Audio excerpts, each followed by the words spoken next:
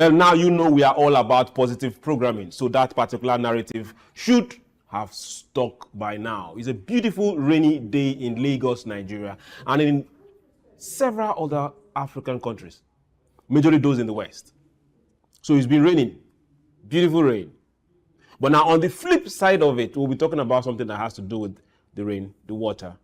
I won't let out that particular word out there. So for everybody that has tuned in, waiting to tune in, call your friends or waiting to call your friends, you're logging on, you're checking for the particular app and you're looking for SOUQ News. It's SOUQ Pulse time. My name is Chuks, John Rogers Chuks, and here we talk. And when I say we talk, we talk. Very soon we'll get to know who's bad. But before we get there, remember, it doesn't matter what is happening on your neck of the wood, in your neck of the wood, within your neck of the wood, in your country, within your business. Who is borrowing, who is making the gains, who is making the losses, which policies are affecting positively, negatively. We talk. Because when we refuse to talk, then we have a problem. So on SOUQ Pulse, we'll tell you the same thing. Talk. Welcome to the Talk Zone. It's SOUQ Pulse, and we're going on a very short break. When we return, I'll just completely open up the bag. There's no need of letting the cat out and tell you where we are, because today is going to be more of a public service announcement and reflection. We are there already, and so we will talk. Don't go anywhere. SOUQ Pulse will be right back.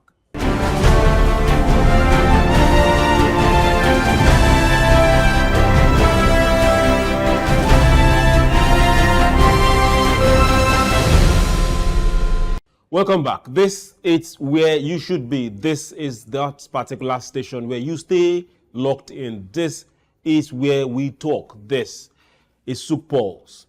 Now, I started by telling you what is happening where I am right now. Rains, beautiful, good, clear weather.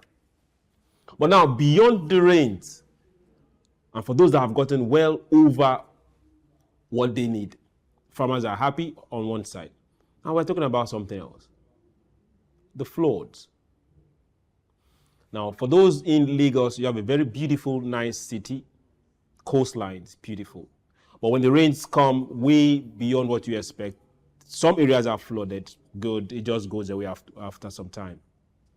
But now, let's now look at people that really deal with this issue called floods, to the extent that it becomes a disaster. Now, this is where we are heading to, and this is what we'll be talking about on SOUQ Pulse today. You are locked in and stuck with Chuks, John Rogers Chuks. This is beyond my thoughts right now. We need to talk and ask ourselves this particular question. Are we prepared? Because this is the time of the year where we start witnessing some great issues that shake our humanity, not just in Nigeria, but in West Africa and major part of this sub-Saharan Africa. Now, the reports we've been getting is nothing good. Let's be upfront. So we need to talk about it and start seeking solutions now, because the problem is here already, but we have to start seeking solutions in this problem. Torrential rains and severe flooding has affected well over 6.6 million people in West and Central Africa. That is so far in 2024. Now, this figure well exceeds that of last year as of this same time. Now, this is not just across, this is across the entire region. And for this year, we've gone 40% more. People will be wondering, okay, I live somewhere in Abia State, I'm not affected. Yes. As we get to talk, you'll see how it's going to affect you. Or you'll be saying, okay, I live somewhere in the Benue. We see it every year. That's sad. But for this year, the forecast is nothing to write home about. In this particular year, 2024, 16 countries within this region of Africa have been hit by severe flooding. And the countries that are most affected are Chad. We have about 1.9 million people that have been affected in Chad. Then for Niger Republic, who happens to be our next door neighbor, we have about 1.3 million people that have been affected by severe flooding. Then here in Nigeria, we have about 1.2. Now, these particular figures, I will tell you directly, we've tried to manage it because it's way, way beyond this. Democratic Republic of Congo, 1.1 million people affected. Then we have Cameroon, Mali, Guinea. Combined, they have about 800 people that have been affected. Now, more than 979,000 people have been internally displaced due to flooding in these countries we've talked about, 11 of them to be precise. Now, for Nigeria, Cameroon, and Democratic Republic of Congo, Liberia, Mali, and the Central African Republic, floods have also severely affected livelihoods, access to basic social services for people that, for numbers' sake, more than 601 houses have been destroyed, some damaged. And this flooding has affected 555 schools and well over 169 health facilities. Now, for these numbers, each of these are human beings. Each of these are people like me, you. Now, for some, you wonder, they are not in rural areas. Some are in the urban areas. Some are in the metropolitan areas. Now, if you see the pictures on your screen, that doesn't look like a village. If you see the houses on your screen, they don't look anything like the houses you see in a typical rural area. These are well centers of towns. That is from Ghana, the picture on your screen. Now, this is a major road in Maiduguri. Natural disasters. Okay, some will say, okay, they are natural disasters. Some say yes. Some say they are man-made. Some say, okay, negligence. Now we can argue about whatever is causing it, where it's coming from. But now let's stop and ask this particular question. What is the take of those directly affected? Are they arguing who is causing it? What is causing it? Whether it's the heavens having too much of water, or whether it's environment, or whether it's somewhere that have neglected their job.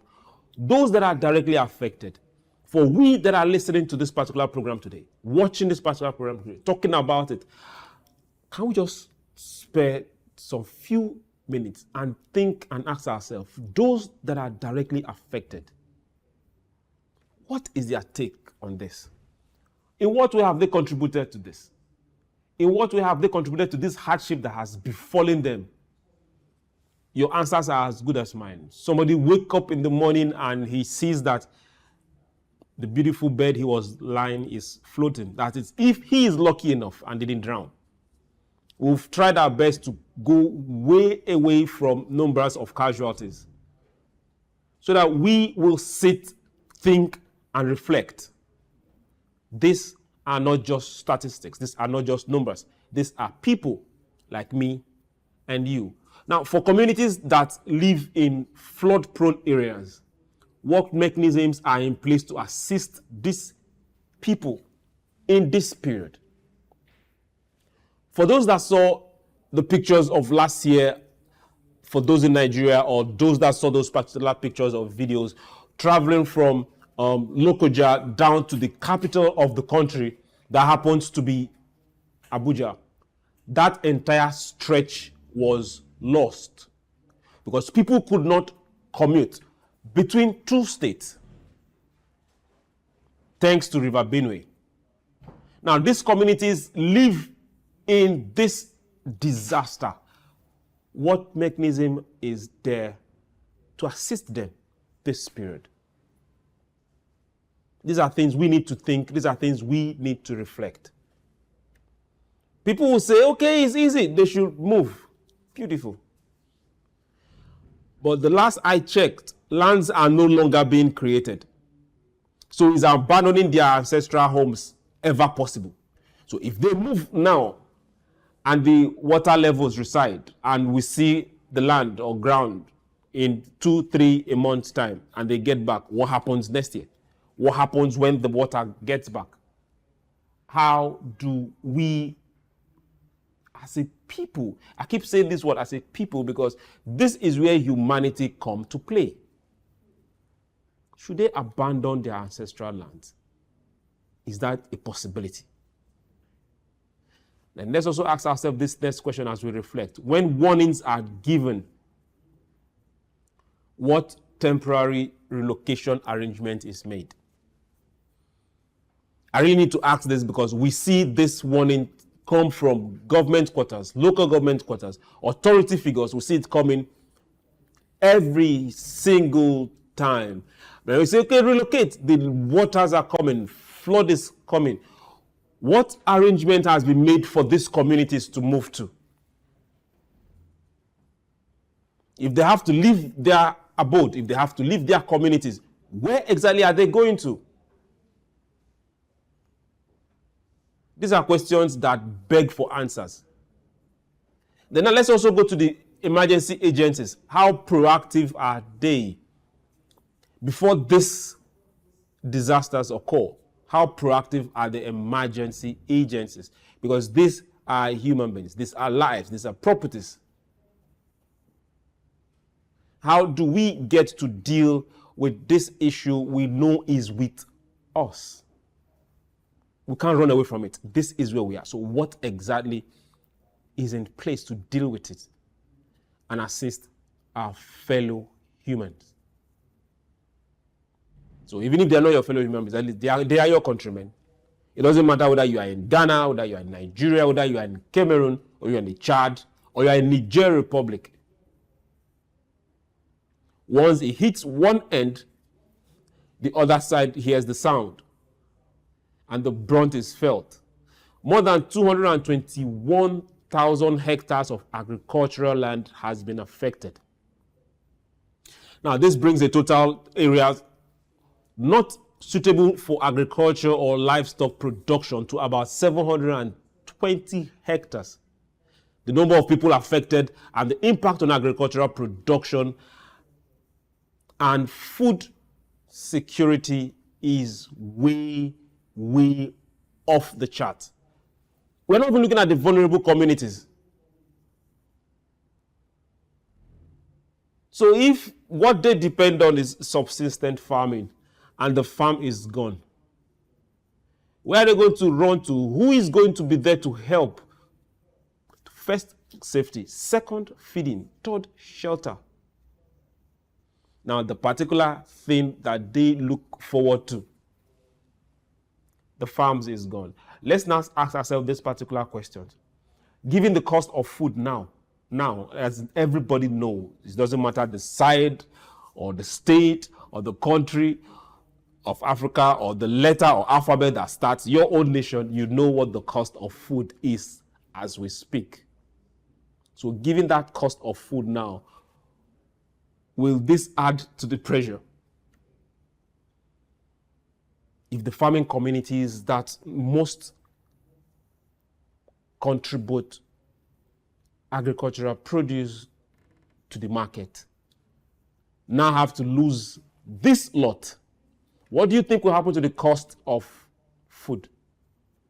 If we are shouting that the cost of food is high, what is going to happen with these floods that have come, taking over these particular farms, destroyed a whole lot of them? Should we have agricultural policies that should be tinkered as we speak to fill up the food production gap? This is where we start looking at, okay, good. If we are deliberate as Africans, if we are deliberate on this side of the divide, what policies are we formulating as we speak to fill in the food production gap? Because when you lose from one end and you don't fill it up, it affects the other end. Now let's talk about the farmers that have lost their farms, that have lost their produce. Who is going to alleviate the loss suffered by these farmers?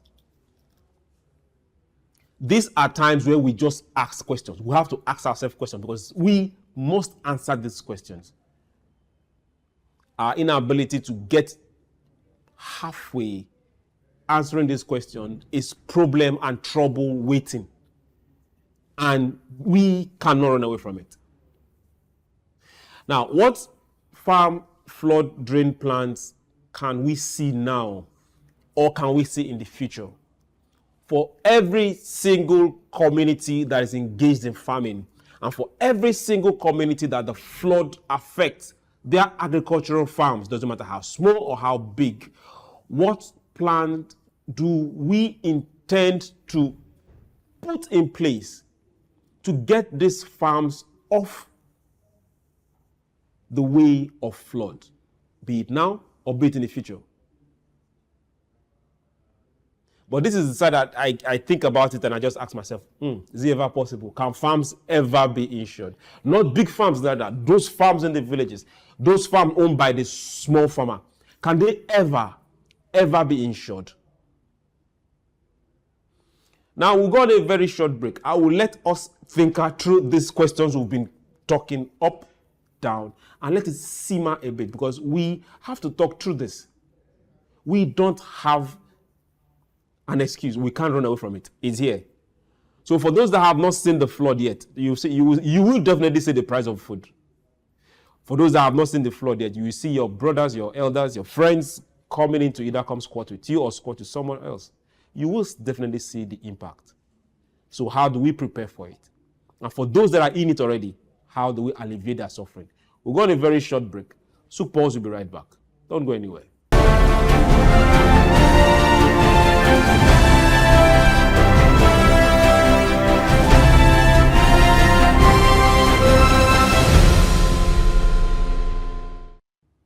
Welcome back. This is SOUQ Pulse, and today is that public service announcement day where we'll talk about issues that are here with us, issues that make us lose sleep. We're looking at floods and we're asking ourselves, are we prepared? Because the floods are here with us. Now, with this particular flood season comes full surge in waterborne diseases. We've seen outbreak of cholera, gastrointestinal diseases in Nigeria. We've seen the same in Ghana. We've seen the same in Chad. We've seen worse in Niger Republic. We've seen rise in cases of typhoid and other fecal contamination causing infections, all thanks to areas flooded. Now what happens? The water just gets there, and things that are supposed to go into your waste, your soccer waste, the water brings them up. And now you don't have drinking water. Now I'm saying you say, okay, I'm not flooded. Okay, sorry. For every of this area, they have major issues with portable drinking water because the access to those facilities are not there anymore. What takes over? Diseases. What does it do? It puts a big stretch on the budget, be it that of the person, be it that of the local government, the state government, and the federal government, because you have to now divert funds for thinking government to cater for these particular issues. We now ask ourselves, who are the most vulnerable in this? The women and the children. We've not even looked at the side of education, because as we speak, education for the children is a no-no. It's not spared.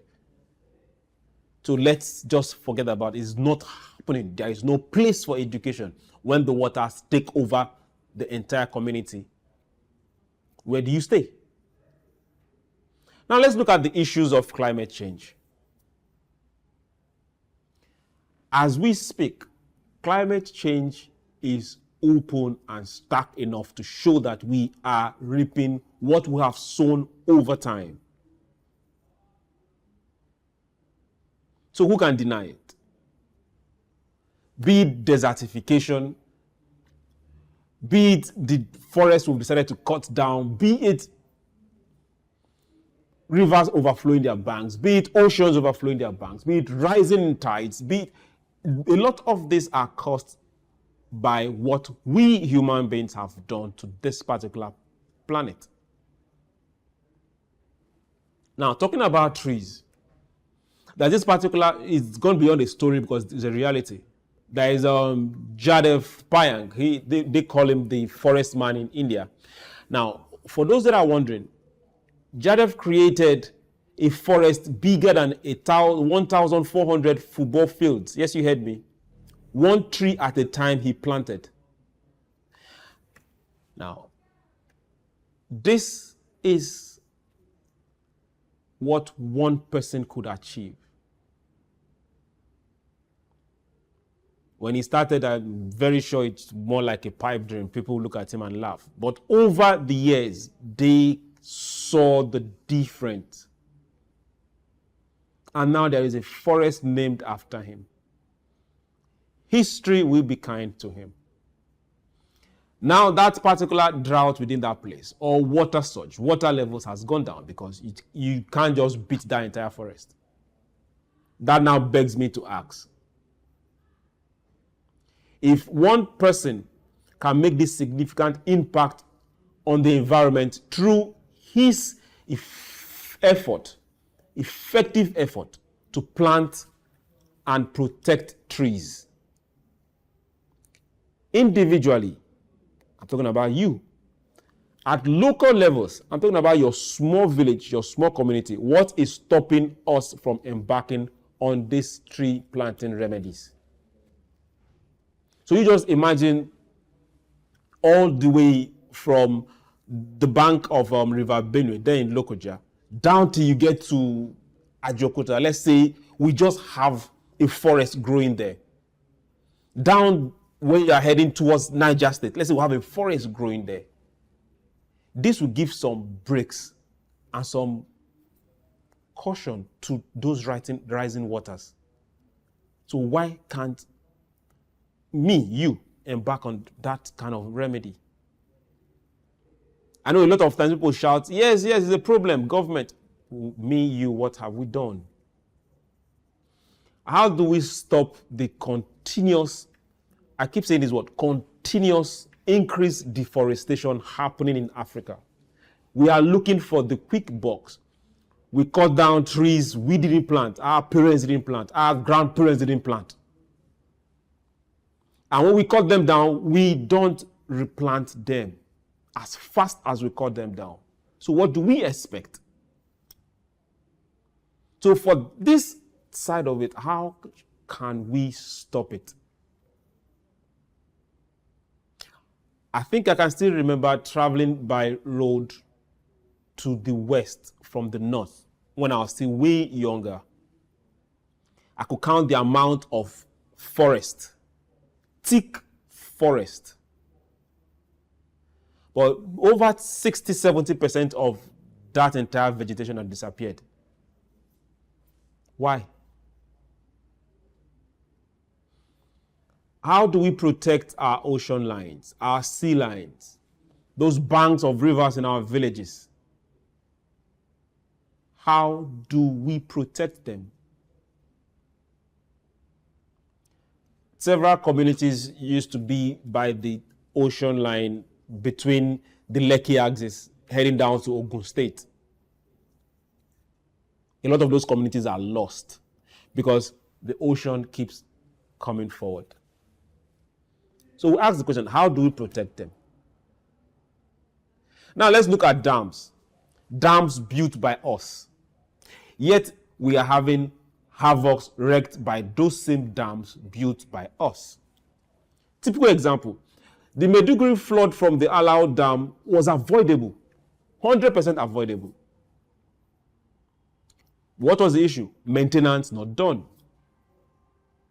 Now we have release of water from the Cameroon Dam, and this will flood communities along the River Benue and also some communities along the Niger. It's going to happen. It's not like it might. No, it is going to happen. So this is not a new issue. But the real question here is, why do we have this repetition of suffering? Both for the people, for the communities, and the spiritual effect it gets on every nation across this side of Africa. What stops us from sitting and finding lasting solutions? Will there be flood disasters? Yes, but not to the extent that we see now, because a lot of the ones we see now are man-made, things that are avoidable, well avoidable. We can't be having the same issue over and over again, and after 4, 5, 10, 15 years, we can't find a solution to it. Then we are not human beings, because human beings are innovative. So what stops us, what's stopping us, what will stop us if we put our heads and our minds to it? So now let's go back to the very first question that started this.